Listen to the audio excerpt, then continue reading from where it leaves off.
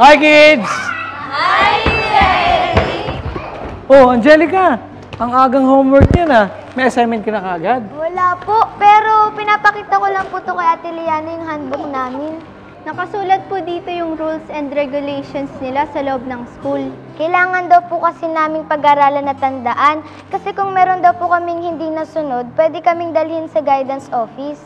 Ganun naman talaga kahit saang paaralan ka magpunta. Tama ba? Opo, ganun din po sa amin. Mahigpit po sa uniform.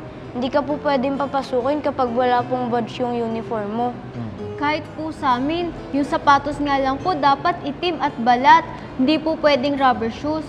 Pati buhok po ng lalaki, tinitingnan po yan palagi. Kapag medyo mahaba na po, binabawasan po nila o inuukitan. Ang ibig sabihin po nun, kailangan na po namin magpagupit. Naranasan ko na pong maukitan ng buhok, kaya pagka-uwi ko po, nagpagupit po ako kaagad. Daming palatuntunan, di ba? Maigi na rin yun dahil para sa kaayusan nyo ng paaralan. Kayo, gusto nyo bang pumasok sa school na magulo at marumi? Siyempre hindi po. Mas maganda mag-aral kung maayos po yung school mo.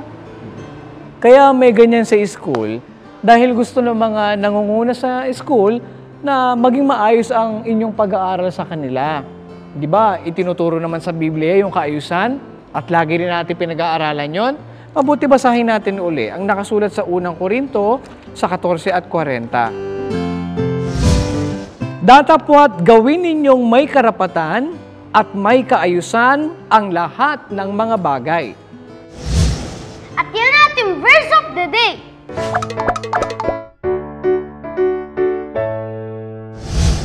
Mas mabuti pag-aralan natin ang tungkol sa mga palatuntunan sa isang paaralan.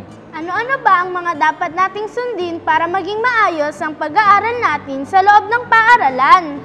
Yan ay sa pagbabalik ng KNC Show!